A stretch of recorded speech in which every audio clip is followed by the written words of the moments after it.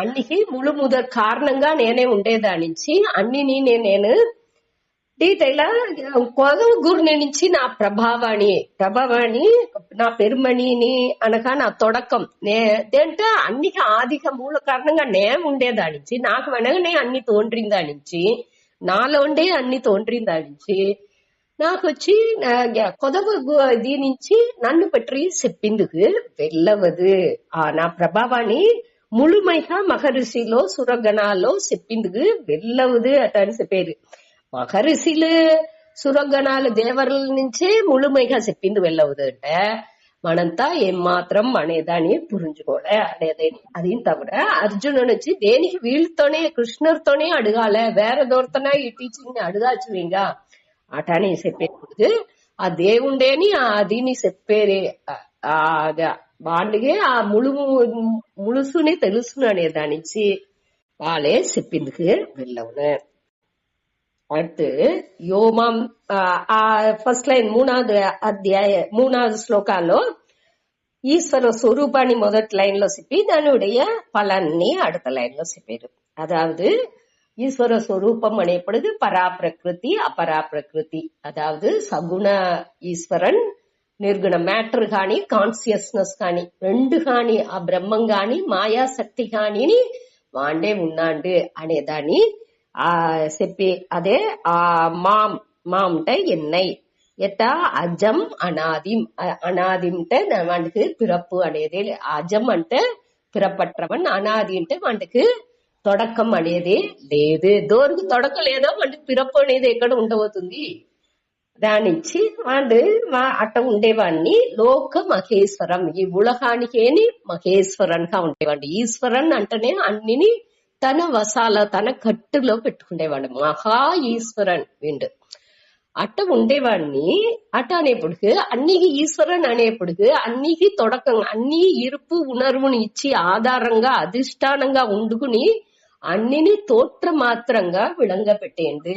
అట్ట అనేప్పటికి అన్నికి ఉపాదాన కారణంగా ఉండుకుని. యాక్చువల్గా ఈ అధ్యాయాలో వివర్త ఉపాదాన కారణం పట్టి చెప్పలా, ఇక్కడ వచ్చి అభిన్న నిమిత్త ఉపాదాన కారణం. నేను నిమిత్త కారణానికి ఉపాదాన కారణం రెండుకు ఆ వ్యత్యాసం అనేది లేకుండా నేనే నిమిత్త కారణం గాని నేనే ఉపాదాన కారణం గాని ఉండుకుని ఈ ఉలగాని నేనే ఉలగంగా తోండ్రేను. మొదట ఏం చెప్తారు, నిమిత్త కారణం. నిమిత్త కారణం అంటే దేవుడు తనీగా ఉన్నాండు మాండు పడచేండు. రెండవది స్టేజ్ లో ఈ దేవుండేని తనని ఎట్ట సిలంది తన్నుடைய చిల్లోనే అది వచ్చి ఆ వలని పిన్నుతుందో అదే మరి దేవుడు వచ్చి తననియే ఆ రా మెటీరియల్ గా పెట్టుకుని కుయ్యమని వచ్చి కలిమణ్ణి పెట్టుకుని పాణిని తయారు చేసింది. అట్ట లేకుండా అది వచ్చి నిమిత్త కారణం ఉపాదాన కారణం వచ్చి తనిగా ఉంది. ఇక్కడ వచ్చి రెండవది స్టేజ్ లో ఆ దేవుండే తననియే మెటీరియల్ గా పెట్టుకు తనలోనే మాయాశక్తి అనేది మాండలోనే ఉంది. అక్కడ వచ్చి ఈ ఉపాదాన కారణానికి నిమిత్త కారణానికి వ్యత్యాసం లేదు అనేదే ఇక్కడ చెప్పేది. అన్ని నేనేని ఆ ఉలగంగా మారేను, ఉలగానికి తోற்றுவிச்சேன்னு లోక మహేశ్వరం. దాని அடுத்து చెప్పబోయేది ఇక్కడ అసమ్మూఢ అంటే దాని దోండు తెలివిగా తెలుసుకుంటున్నాడు, క్లారిటీతో తెలింద బుద్ధితో దాని దోడు తెలుసుకుంటున్నాడు. వాడు వచ్చి అట్ట ఉండే మనిషిల్లో సిరంద ఉండేవాడు సర్వ పాపైకి విమోచ్యతే, అన్ని పాపాల్లోండి వాడు వీడుబడుతున్నాడు అనేదే ఈ 3 శ్లోకాల్లో ఇంట్రొడక్షన్ గా చెప్పినారు. దాని ఇంకా వివరించి చెప్పబోయేరు. ఈ లోక మహేశ్వరం అజం అనాదిం అనేదాన్ని 13వ అధ్యాయంలోండి ఆ నిర్గుణ చైతన్యం పట్టు చెప్పబోయేరు. ఇక్కడ వచ్చి అవివర్త ఉపాదాన కారణంతో తోట్ర మాత్రంగా ఉండేది ఇంత సుసమిగా దాని పற்றி 13వ అధ్యాయంలోండి చెప్పుతారు. ఈ సగుణ లోక మహేశ్వరం ఈ ఉలగంగా నేనే తోండ్రేను అనేదాన్ని ఈ దిల్లో చెప్పబోయేరు. ఈ 4, 5, 6 ఈ శ్లోకాల్లో 4, 5 శ్లోకాలు వచ్చి అహ ఉలగంగా నేనే ఉండాను. ఈ ఇన్నర్ వరల్డ్ గానే మనసు బుద్ధి దానిలో తోండ్రే ఎమోషన్స్ ఉணர்ச்சிలు గుణాలు అన్ని నిలైలు భావాలు అన్ని కాని నేనే ఉండాను, అన్నిని నేనే ఉరువాకిను అనేదాన్ని 4-5లో చెప్పారు. 6లోండి ఆ పుற ఉలగు வெளி உலகம் ఉందిగా దాని పూరాని కూడా నేనే పడచాను అనేదాన్ని చెప్పబోయారు. చూడండి 4-5 సేరి చూస్తా అహ ఉలగాని పற்றி చెప్పే శ్లోకాలు రెండుని. బుద్ధిర్జ్ఞానమసమ్మోహ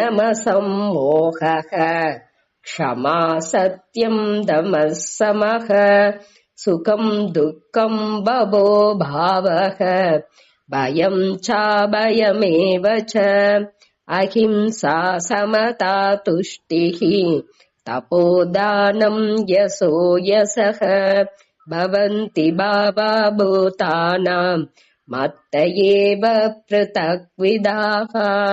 బుద్ధిర్జ్ఞానమసమ్మోహః క్షమా సత్యం దమః సమః సుఖం దుఃఖం భవో భావః భయం చాభయమేవ చ అహింసా సమతా తుష్టిః తపోదానం యశో యశః భవంతి భావా భూతానాం మత్త ఏవ పృథక్ విదాః. బుద్ధిః జ్ఞానం అసమ్మోహః క్షమా సత్యం దమః సమః సుఖం దుఃఖం భవః అభావః భయం చ అభయం ఏవ చ అహింసా సమతా తుష్టిః తపః దానం యశః అయశః భవంతి భావా భూతానాం మత్త ఏవ పృథక్ విదాః. వరుసగా అన్ని ఏకపట ఈ ఉள்உலகாలో మన ఈ మనసులో బుద్ధిలో ఏం ఎన్నాళ్ళు ఏం వகையான భావాలు గుణాలంతా అవుతుందో దానిలో కొంచెం దీని ఏకపట్ట ఇది అవుతుంది.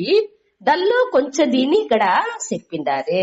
అది అన్ని నేను మత్తః ఏవ మత్తః అంటే నాలోండే ఉరువవుతుంది. పృథక్ విదాహ అంటే వేరు వేరు విధంగా.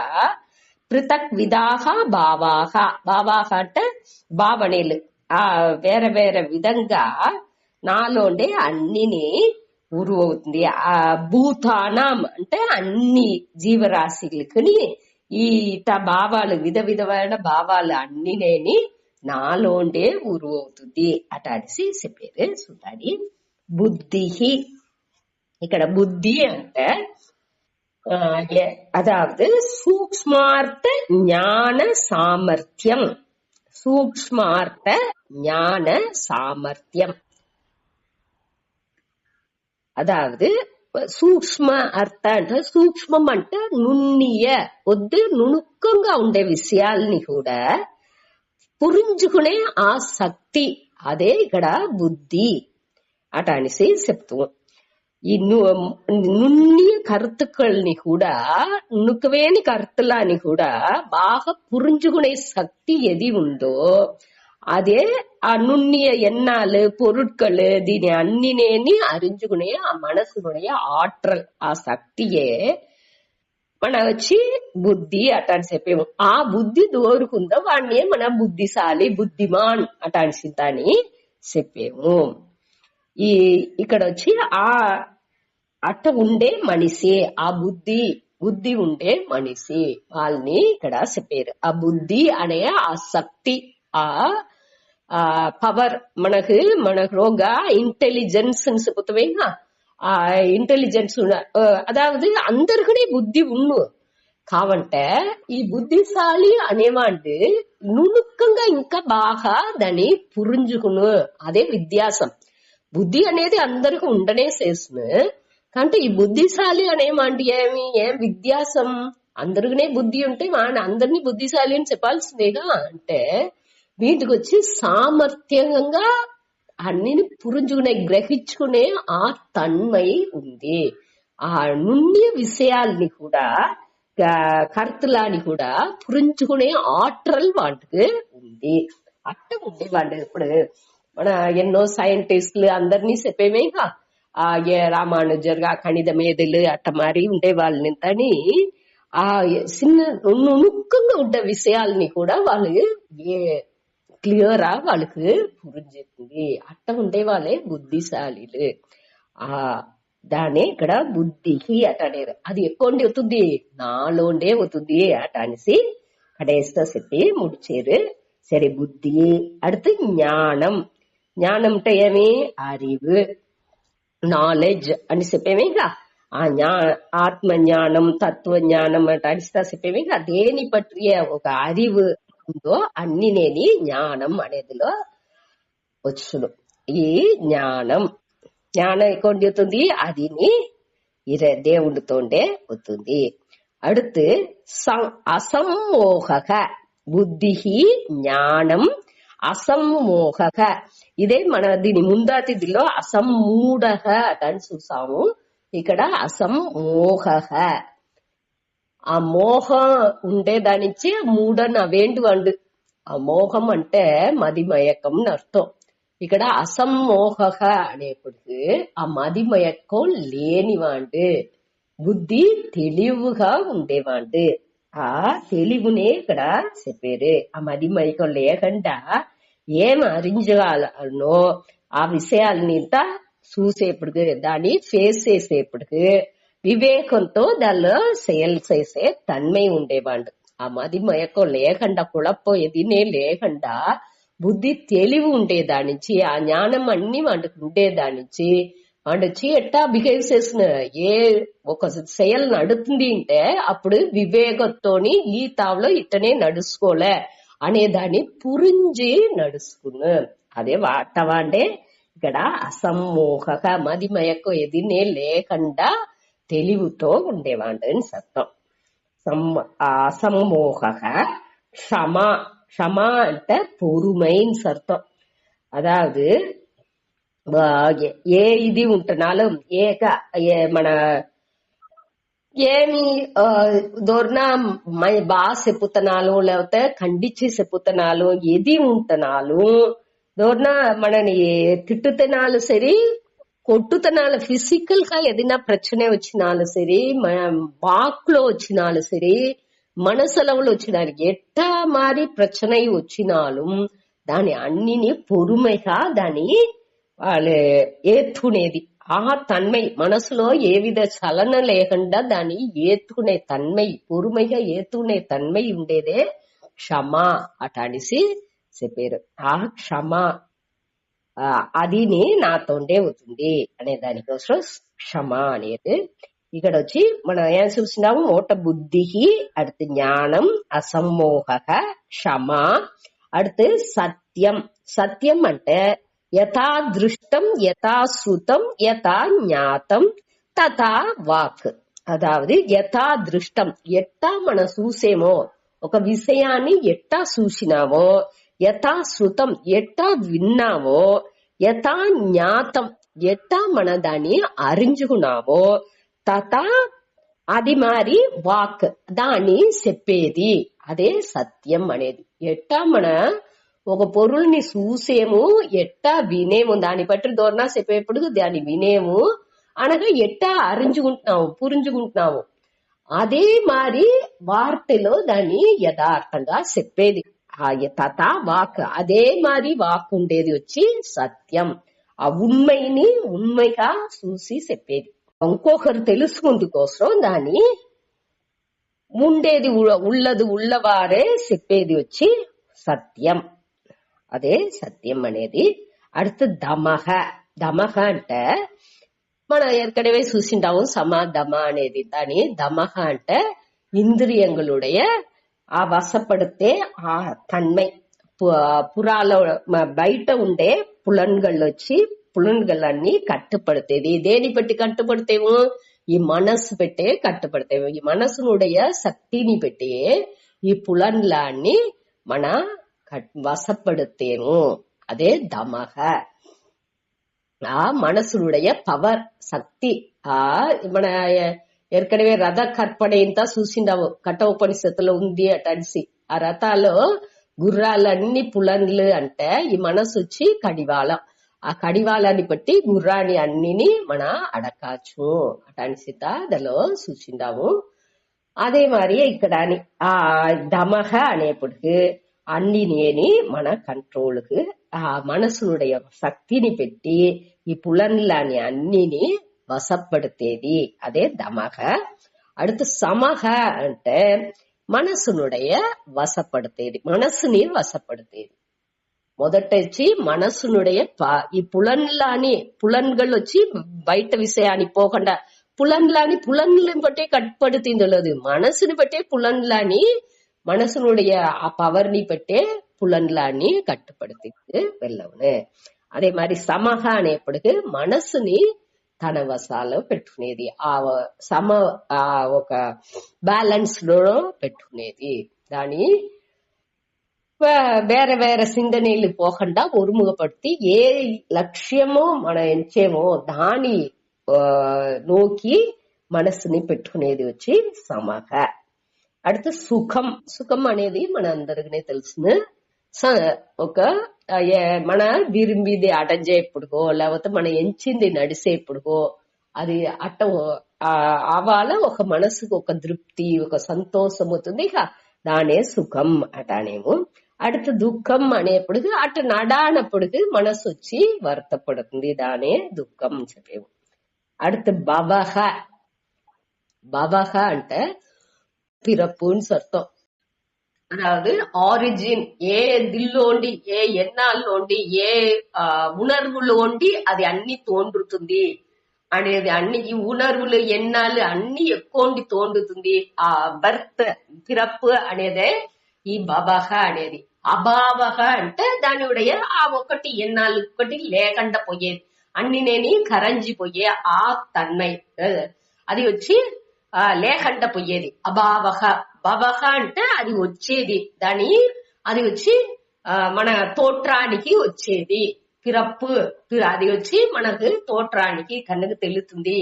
ఈ ఉణర్చి అనేది నా మనస్సులో ఒక ఎన్నంగా తోండుతుంది, ఇవాళ నాకు ఈ ఉణర్చి అనేది తోండుతుంది అనేది ఇంత మన పురించుకుంటున్నాము. కాబట్టి అదే ఇది అభావహ అంటే అక్కడ అది ఆ ఆ ఒక ఎన్నంగా తోండ్రకుండా అది లేకుండా పోతుంది, అది అభావహ.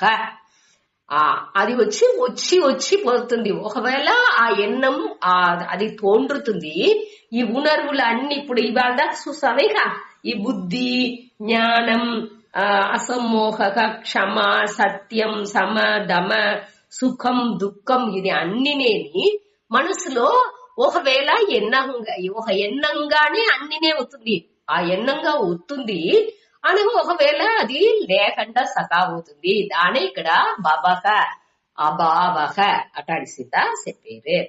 அடுத்து భయం. భయం అంటే మనకు తెలిసిన వెరుపు అచ్చం.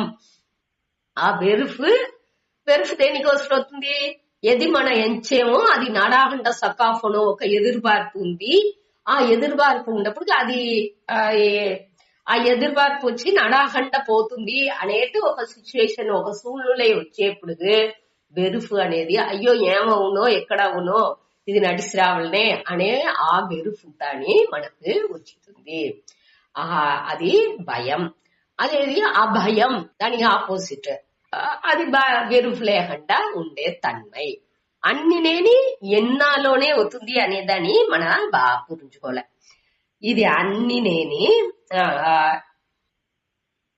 తోట్రం ఒత్తుంది అనగా లేకుండా సకావుతుంది, అదే భవహ అభావహ. அடுத்து 5வது శ్లోకంలో అహింస. అహింస అనేది ఏற்கனவே మనం చూసిందాము.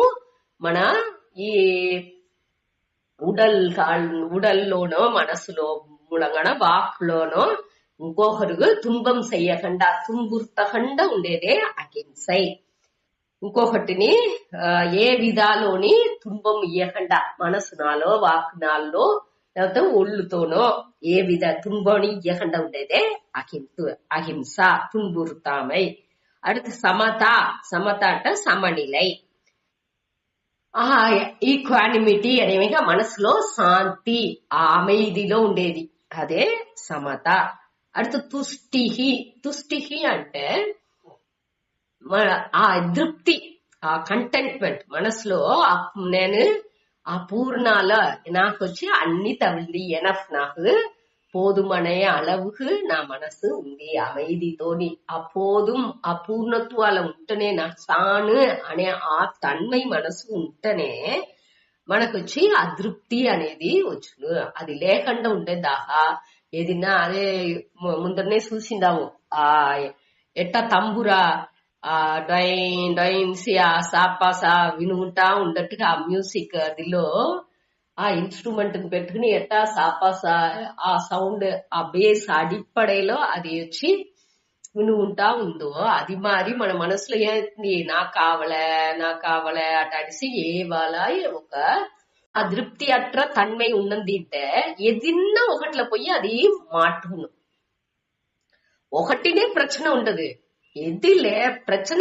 లేదు అనేది కూడా ఒక ప్రశ్నగా మనసు ఎంచిదారు ఇట్ట ఉండింటే ఇంకా కొంచెం బాగుండినే ఇది ఇంకా కొంచెం ఇట్ట ఉండింటే బాగుండినే అదే అట్ట మనసు వచ్చి ఒకటిని திருப்தி செய்தா அடுத்தது வச்சு நிறுத்துனா அட்ட அதாவது இது அன்னினே మన சதிவேதானியுடைய மெயின் நோக்கம் ఏమి ఇది ఉలహ విషయాలు అన్నినే అనిత్యనే కల్లో దృప్తి ఎదురు చూసేందుకు వెళ్ళవదు అనేదాన్ని క్లియర్ పురించుకునేదే మనం చేయాల్సిన మెయిన్ మనకి శాస్త్రం ఇచ్చే ముఖ్యమైన టీచింగ్.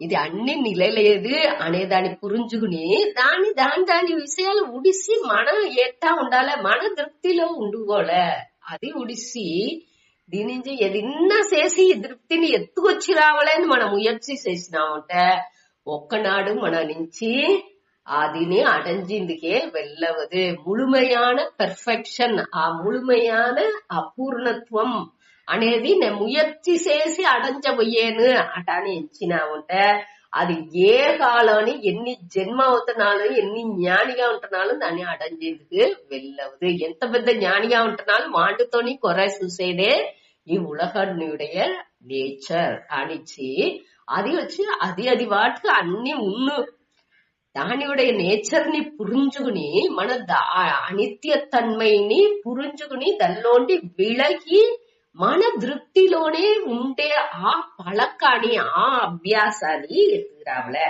అదే ఇక్కడ చెప్పేది.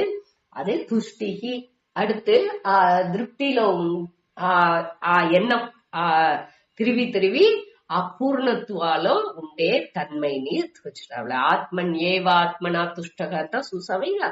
அடுத்து తపహ అంటే తపం ఏற்கனவே చూసిండాము. డిసిప్లిన్ ఒక మననేని ఈ శరీరానికి ఒழுக்காల్ని ఎత్తుకొచ్చేది. అదాவது విరదం ఇదింతా చేసి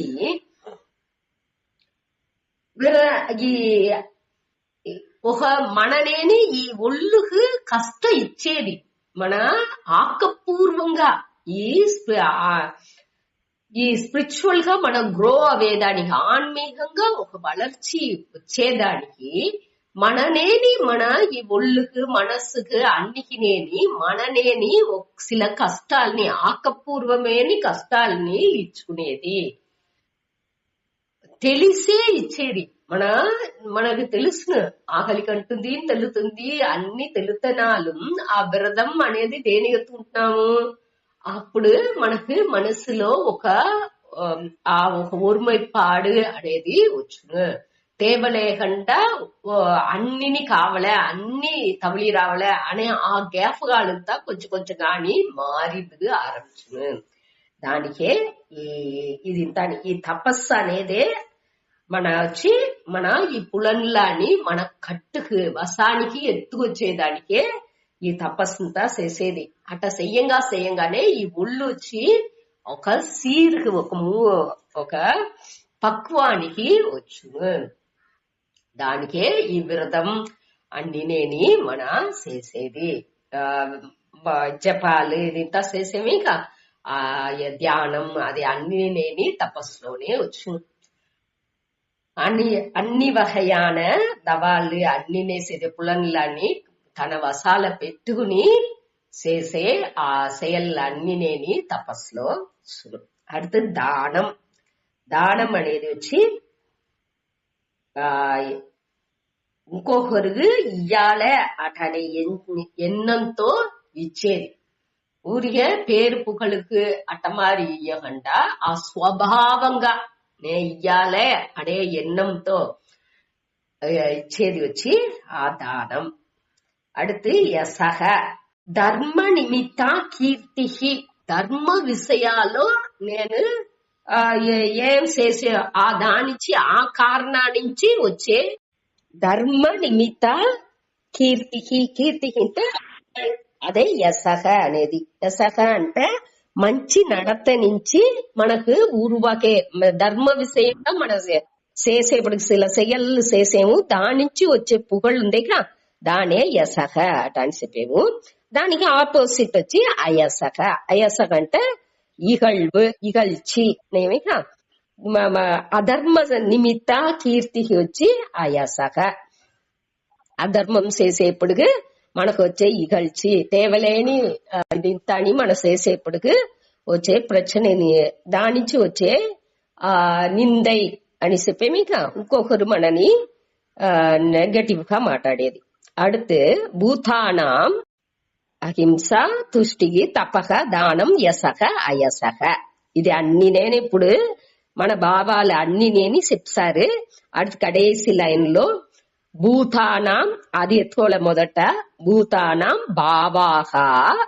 ఈ భూతానాం అంటే ఉయిర్లో ఉండే అన్ని ఉసుర్లలో జీవరాశులు అదే భూతానాం. భూతానాం భావాహ. భావాహ అంటే ఆ భావనలు ఇట భావనలు అన్ని నేని ఎక్కడ అవుతుంది మత్తహ ఏవ నాలో ఉండే పృథక్ విధాహ. పృథక్ విధాహ అంటే వేరే వేరే విధంగా విధంగాని ఒక్కొక్క మనుషులు గాని వాళ్ళ వాళ్ళ కర్మ వినయల్ని పొరుతు వేరే వేరే విధంగా ఇదే మారియే అటెన్స్ లేదు.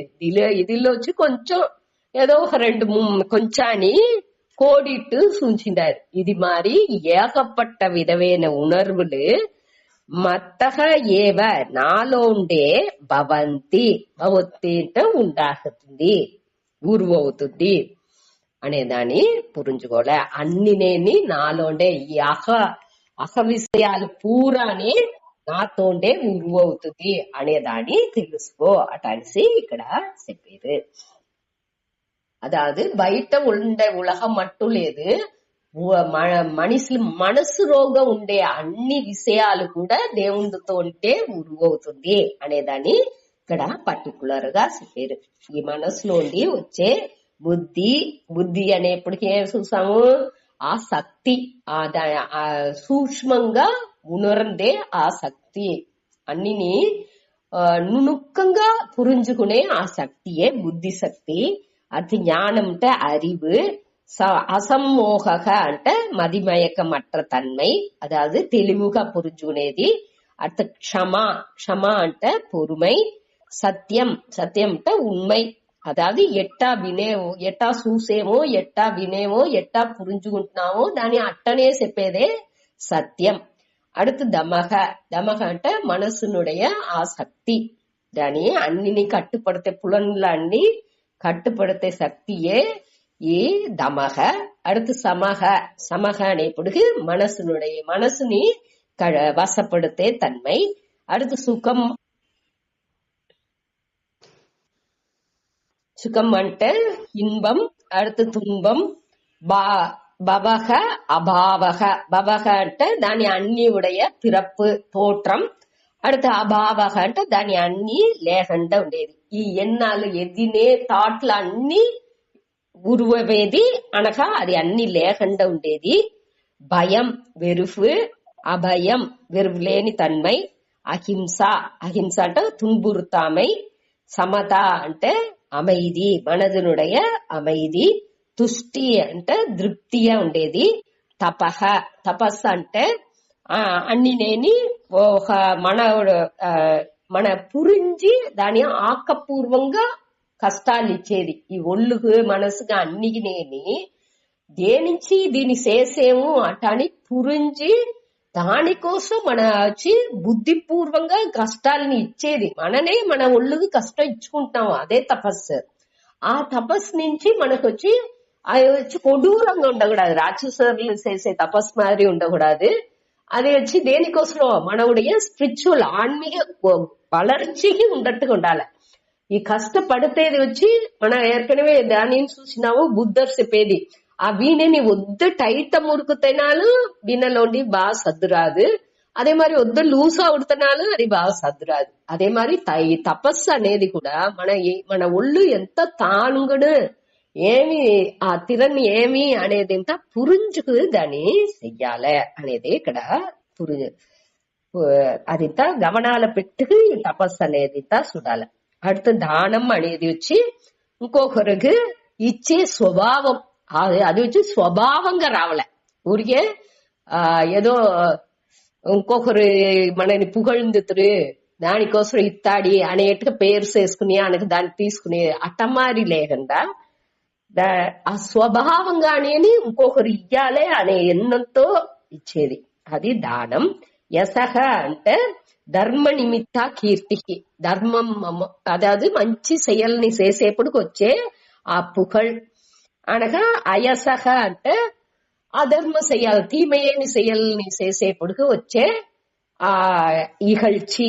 ఇది అన్నినేని ఎక్కడ చెప్తుంది, భూతానం. భూతానం అంటే ఈ ప్రాణిలు, ఈ జీవరాశులు, అన్ని జీవరాశులని భావాహ ఈ భావనలు అన్నినేని మత్తహ ఏవ నాతో ఉండే పృథక్ విధాహ తనితని వేరే వేరే విధంగా భవంతి. భవంతి అంటే ఉరువవుతుంది అనేదాన్ని ఈ 4:5లో చెప్పినారు. అటు 6వ శ్లోకం దీనిలో వచ్చి అహ ఉలహం చెప్పి ముడిచారు. ఇప్పుడు బాహ్య ప్రపంచాన్ని చెప్పింది ఆరంభించారు. బయట ఉలహం కూడా అన్నినేని నేనే ఉరువాకినా అనేదాన్ని చెప్పారు. సూతాడి మహర్షయ సప్త పూర్వే సత్వారో మణవస్తథా మద్భావా మానసా జాత ఏషాం లోక ఇమాః ప్రజాః.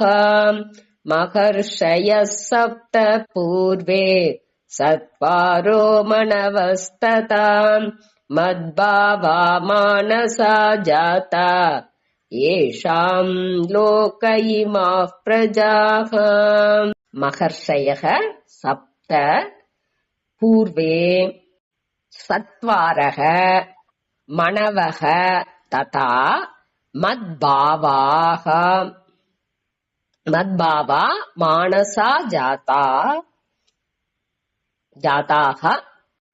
ఏషాం లోక ఇమాః ప్రజాః. లోకః అదావదు ఇక్కడ వచ్చి ఈ ఉలహాలో ఉండే అన్ని ఉయిర్లని దీనిలో వచ్చి మహర్షయః సప్త పూర్వే. సప్త అంటే సప్త మహర్షయః. సప్త అంటే 7 మహర్షులు. మన ఏற்கனவே నిందదిలో మీరు చూసింటారు. బృహ్, వశిష్ఠరు, అత్రి, గౌతమరు, కశ్యపరు అట్లా 7 మహర్షులు ఉంటారు. అది వచ్చి ఒక్కొక్క దిల్లోని ఒక్కొక్క పుస్తకాల్లోని వేరే వేరే మారి వేసింది, పేర్లు కొంచెం మారుతుంది. దానిచ్చి వీలే అటానిసి కరెక్టా చెప్పింది వెళ్ళవల. ఆ ఒక్కొక్క మనువుடைய పీరియడ్ లోని అది వచ్చి మారిన వాళ్ళది విద్యాసాలు నిందదిలో తెలుస్తుంది. అగస్త్యర్, భరద్వాజర్, అంగిరసర్ అని అటానేప్పుడు నింద గూర్ని తీసేసేప్పుడు 7 కూడా వచ్చేట్టు ఉంది. అది ఒక పీరియడ్ లో ఒక 7 చెప్పిండారు, ఇంకొక పీరియడ్ లో ఇంకొక 7 చెప్పిండారు. దాని నుంచి దానికి వద్దే ఇంపార్టెంట్ సప్త ఋషులు అనేది మటు పురుంజుకోండా. ఈ 7 మహర్షులని మహర్షిగా సప్త అనగా పూర్వే సత్వారక. ఈ మహర్షులు వచ్చే ముందాతి ఇంకొక 4 వచ్చినారట. వాళ్ళదోరు ఈ బ్రహ్మనుடைய పుత్రులని చెప్తారు. సనకర్, సనందనర్, సనత్ కుమారర్, సనాతనర్ అటానిసి 4. ఇది ఎకౌంటర్ వీళ్ళు ఈ దక్షిణామూర్తి దేవుడికి అంచన ఉండేవాళ్ళు. వీళ్ళని మొదట బ్రహ్మ పడచినారు. విష్ణువుடைய నాభికమలాలో ఉండి బ్రహ్మ వచ్చినారు. ఆ బ్రహ్మ వచ్చి ఆ పడచింది ఆరంభించేప్పుడు మొదట ఈ 4 పడచి అన్ని అందరినీ మీరు పడచండా అనేసి వీళ్ళు నలుగురిని చెప్పారు. అంటే వీళ్ళు నలుగురు నివృత్తి మార్గాలకి సకాతున్నారు. వీళ్ళు మేము పడచేదింత పని లేదు అనేసి సన్యాసిగా విత్తినారు. వీళ్ళు నలుగురుంట ఏ విధమైన వీళ్ళకి ఆశ లేదు, ఒకటి లేదు, ఒక మనసుకు ఒక తృప్తి అనేది కూడా లేకుండా, ఒక కంటెంట్మెంట్, ఒక పూర్ణత్వం కూడా వాళ్ళకి లేకుండా ఊరికి బ్లాంక్ గా ఉంది వాళ్ళ మనస్సు. వాళ్ళకి ఆ పూర్ణత్వాన్ని వాళ్ళు అనుభవించలేదు అనే దాని నుంచి వాళ్ళు తిరిగి దేవునితో పోయారు. అప్పుడే వాళ్ళు వచ్చి అన్ని విధమైన తగుదీలు వాళ్ళకు ఉంది. కాకుంటే మనసులో ఒక ముழுமை తన్మైని వాళ్ళు ఉణర్ందలా అనేప్పటికే దక్షిణామూర్తి వాళ్ళకి టీచ్ చేశారు. ఎట్టా టీచ్ చేశారు? మౌన వ్యాఖ్య, ఏ విధమైన వార్తలే చెప్పలా, జస్ట్ చిన్ముద్రతో వాళ్ళ ముందతి அமைதிగా పూర్ణత్వాలు వాళ్ళు ఉండేదాన్ని చూసేని ఏற்கனவே వీళ్ళకి అన్ని తగుదీలు ఉండేదాని నుంచి దీన్ని చూసేప్పటికే వాళ్ళని ఆ నిలయని అడజిస్తున్నారట. వీళ్ళే మొదట వచ్చిన వాళ్ళు నలుగురు బ్రహ్మాండుడే పుత్ర. ఆనక బ్రహ్మ ఏం చేశారు? వీళ్ళని ఉడిసి అడుతు ఈ సప్త ఋషుల్ని పుట్టించారు. ఆనక మను అట అనేది మనవహ అంటే మనుకల్. ఆ 14 మనుకల్ని ఆనక దాని వెనక వాళ్ళ వచ్చారు. ఈ ఆనకనే ఈ సృష్టి అనేది వరుసగా వచ్చింది, ఆరంభించింది. ఈ ఋషులు అనేవాళ్ళు ప్రవృత్తి మార్గాల ఉండేవాళ్ళు. ఈ సనాతనర్ వాళ్ళు వచ్చి నివృత్తి మార్గాల సన్యాసిగా ఉండేవాళ్ళు. ఈ ఋషులు వచ్చి పెళ్లి చేసుకుని వాళ్ళకి బిడ్డలంతా ఉండారు. వాళ్ళు వనాల్లోనే ఉండుకుని అన్ని అందరికి తెప్పించేది అన్ని చేసుకుని వాళ్ళ వాళ్ళకై అమంజింది. వాళ్ళకి వెనకనే ఈ మణుకళ్ళు అనే వాళ్ళు వచ్చారు. ఈ మణుకళ్ళు వచ్చి 14 అనేట్గా చెబుతారు. ఆ మనువుடைய వంశాలు వచ్చిన వాళ్ళే మన అందరు అనే దాని నుంచి మణిధర్లు, మనువులోండి పుట్టిన వాళ్ళే మణిధర్లు అనేటంతా చెబుతారు. వీళ్ళు ఇది అన్ని నేని మనవహ తథ అవ్వారే, తథ అంటే అవ్వారే, అదే మారియే వీళ్ళందరినీ పుట్టినారు. ఎక్కువ మద్భావ అంటే మత్ అంటే నా ఉడయ, నా భావంగానే వాళ్ళు ఉండారు అటాంటి అర్థం. ఈ భావ అనేప్పటికి 2 అర్థం ఎత్తుకోవచ్చు.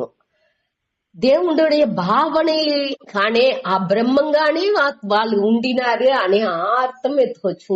డివోషన్ భక్తి అనే అర్థంని ఇక్కడ ఎత్తుకోవచ్చు. అట వాండి బైగనే ఆ ఎన్నాన్ని పెట్టుకు ఉండే వాళ్ళుగా ఉండిన వాళ్ళే అట అని చెప్పారు. ఈ సనత్ కుమార్ వాళ్ళని వాళ్ళుగానే అవిసారు. వాళ్ళు వచ్చి పిరుంజని అలవుగా ఆ బ్రహ్మంగానే ఇదిగానే ఉండిన దాని నుంచి వాళ్ళకి వేరే దెల్లోని ప్రవృత్తి ఏ చెయ్యాలా అనే ఒక ఎన్ననే లేకుండా సకా అవుతుంది. అట్ట ఉండే మద్భావాహ అట్ట ఉండే వీళ్ళు మానస జాత. మానస అంటే మనసులోండి, జాతాహ అంట పుట్టిన వాళ్ళే. ఈ మన దేవుడుடைய సంకల్ప మాత్రాలో, సంకల్పం అంటే వాళ్ళు వచ్చి ఒకటి క్రియేషన్ ఉరువాక్ల.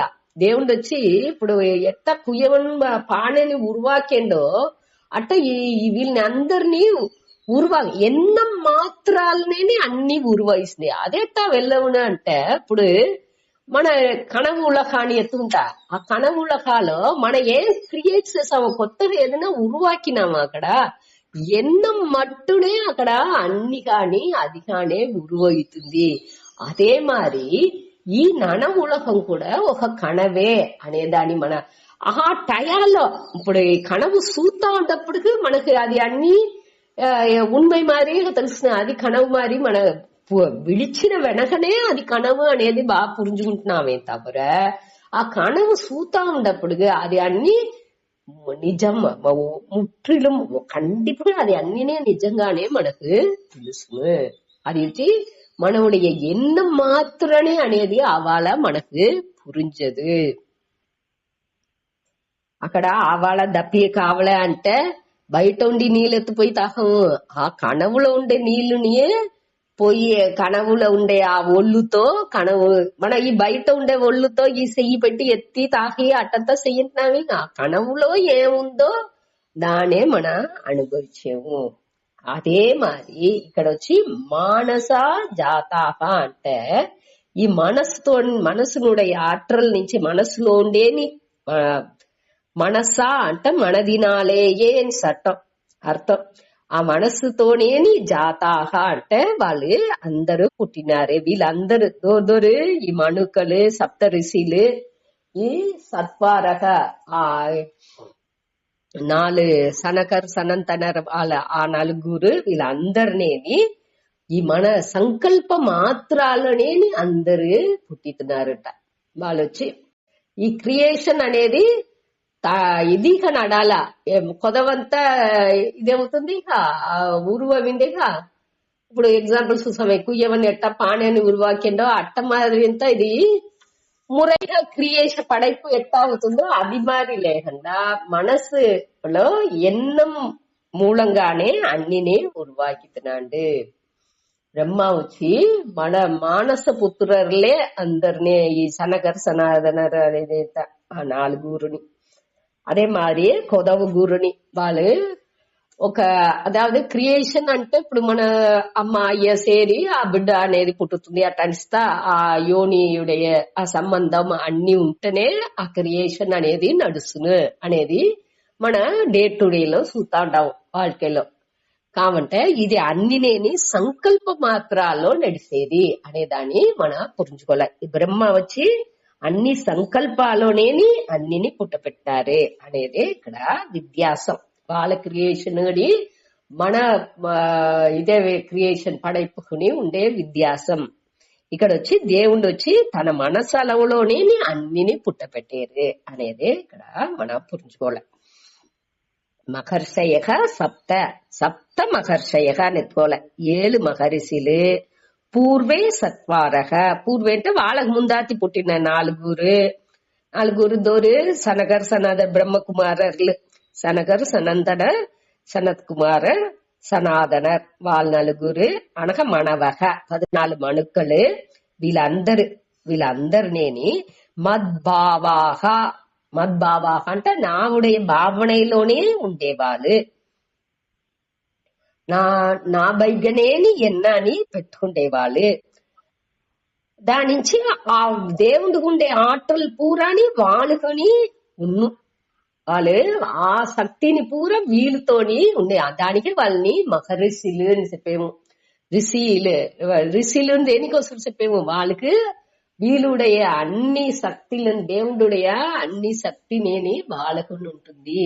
దేనికంటే మద్భావం వాండుடைய భావానియ ఎట్ట బ్రహ్మ దేని ఎంచేమో వండు వచ్చి ఆ పులుని కొట్టంగానే పులు వండునే ఎంచుకుంటా ఉండి వండుగానే అవేట్గా వీళ్ళు వచ్చి మద్భావం ఆగతాహ అంటే ఆ వాండుடைய భావనలోనే ఉంటే దానిచ్చి వాండుగానే అవితున్నారు. వాళ్ళు వచ్చి మానస జాతాహ అంటే మనదినాలయే ఉరువావిన్నారు వాళ్ళు. వీళ్ళందరూ నేని ఈ మనస్సు నుంచే దేవుడుடைய ఆ సంకల్ప మాత్రాలనేని అన్ని పుట్టిన వాళ్ళు. ఏషాం లోకః ఇమాహ ప్రజాహ. అదావదు ఏషాం లోకాహ అంటే ఈ ఉలహాల ఉండే క్రియేషన్ ఈ పడైపు చరాచరాలు అన్ని ఉందిగా.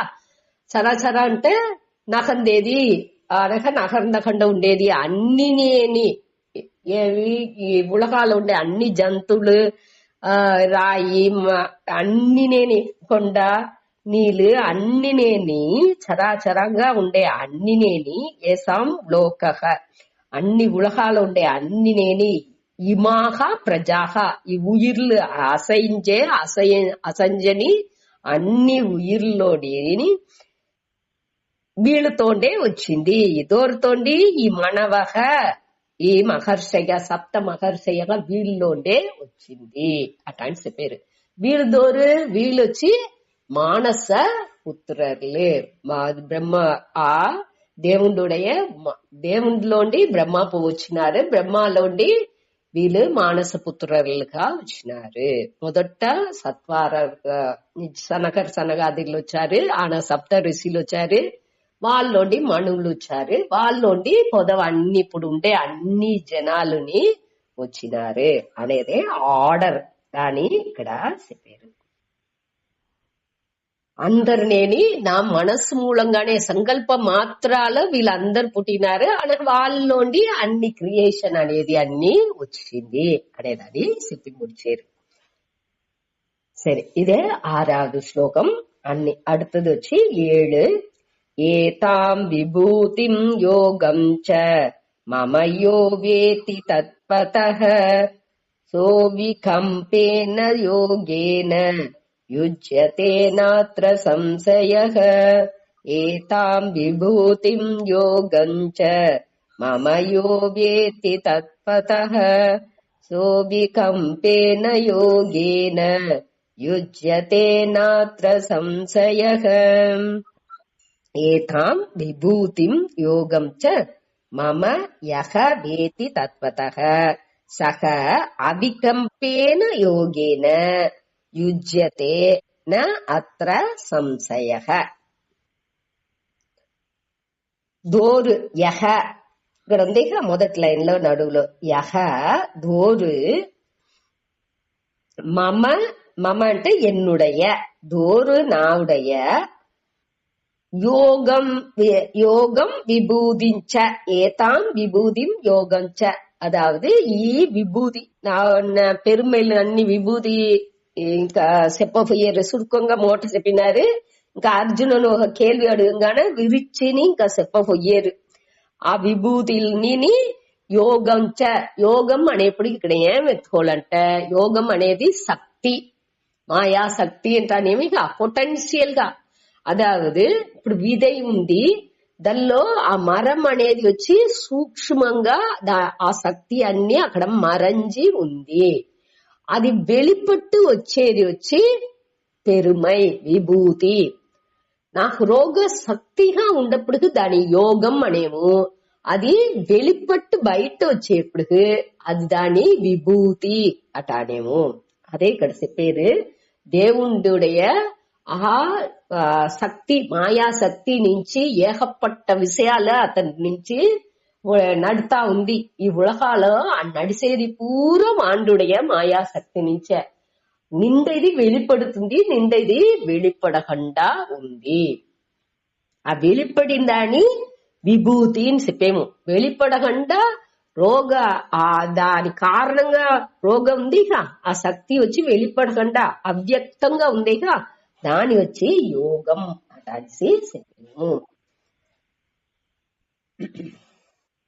ఆ యోగానిని విభూతిని రెండుని దూరు తెలుసుకుంటున్నారో, వేతి వేతి అంటే దూరు அறிஞ்சுకుంటున్నారో, తత్వతః తత్వతః అంటే ఉண்மையில் ఉండేది ఉండ మారి నా ఉடைய విభూతి ఏమి, నా ఉடைய ఆ శక్తి ఏమి, పొటెన్షియల్ మాయా శక్తి అనేది ఎట్టా ఉంది నాకు రోగా అనే ఆ మాయా శక్తి మూలంగా అన్నిని ఎట్టా ఉరువాకేను, ఎట్టా అన్నిని செயல்படுத்தேను అనేది దాని తత్వతః ఉండేది ఉండ మారి దూరు తెలుసుకుంటున్నారో సహ వాళ్ళు అవికంపేన యోగేన ఆ నిలచిన ఆ కంపం అంటే కలక్కం అటని అర్థం, అసంజేది అని అర్థం. అవికంపేన అంటే ఏ విధమైన అసైవు లేకుండా నిలైగా ఉరుదిగా ఉండే ఆ యోగేన ఆ ఆ జ్ఞానాలో, ఆ ముழுமையான జ్ఞానాలో నిలచి ఉండే ఆ జ్ఞానంతో యుజ్యతే ఆ యోగతో సేరి యుజ్యతే కూడి ఉండుని ఎనంజి ఉండుని ఎనంజి ఉంట్రు అనేదిలో నా అత్ర సంశయక దానిలో సందేహం అనేదే లేదు. దోరు దీని పற்றி తత్వతః దేవుడునుடைய ఆ యోగంని విభూతిని క్లియర్ గా పురించుకుంటున్నారు. ఆయా మాయా శక్తి ఎట్లా ప్లేస్ అవుతుంది అనే దాని வெளிப்பட்டு వచ్చే ఆ విభూతిలాని అనగా అది రోగ పొటెన్షియల్ గా ఎట్టా ఉంది, అది సూక్ష్మంగా ఎట్టా ఉంది అనే దానిని క్లియర్ దోరు తెలుసుకుంటారో వాళ్ళొచ్చి ఆ యోగా నుంచి ఎనంచి ఉంటే దానిచ్చి నిలబెట్టు దల్లోనే ఉంట్రు అనేదిలో సందేహం లేదు. అది క్లియర్ పురించుకుంటే తెలివిగా తెలుసుకుంటే దానిలో మారిందికి ఏముంది ఇప్పుడు ఇది ఇట్టనే అట అనే దాన్ని ఒకటి పట్టి బాగా తెలుసుకున్నాముంటే ఓట్లేదు ఒక కారు ఓటేము దాని పట్టి క్లియర్ క్లచ్ ఉంటే ఇదే, బ్రేక్ ఉంటే ఇదే, గియర్ ఉంటే ఇదే, స్టీరింగ్ లో ఇత మరి చెయ్యాలి, బ్రేక్ వచ్చేప్పుడు ఏం చెయ్యాలి అన్నిని పట్టి క్లియర్ తెలుసుకున్నాముంటే ఒక పళ్ళ మేడు వచ్చేప్పుడు ఏం చెయ్యాలి ఎట్టా ఉంది అనేది అని బాగా దాని పట్టి ఒక తెలివాన యథార్థంగా ఆ తత్వాన్ని పురించుకున్నాముంటే దానిలో ఉరిది వచ్చునేక దానిలో అది వచ్చి దానిలో సందేహం ఏముంది అనే ఇక్కడ చెప్పారు. ఆ తెలివిగా అన్నిని పట్టి క్లియర్ పురించుకునేప్పుడు దానిలో మారుపడేందుకు అక్కడ వాய்ப்பே లేదు అనేది దానిలో సందేహం ఒకటి లేదు. ఉళ్ళపడి అన్నిని క్లీన్ దోండు తెలుసుకుంటున్నాడో ఆ శక్తిని పట్టిని ఆ పెరుమైని పట్టి శక్తి అనేది యోగం అనగా విభూతి అనేది దాని ఉடைய పెరుమై అది வெளிப்பட்டு మనకు తెలుస్తుంది. ఇప్పుడు ఒకడు బాగా పాట పాడుతురు అంటే ఆ పాట పాడేరు అనేది వచ్చి వాళ్ళు పాడేప్పటికే తెలుసు, ఊరిగా చూసేప్పటికి వాళ్ళని చూస్తే మనకు తెలియదు. ఆ శక్తి వచ్చి వాళ్ళకి రోగా ఉంది.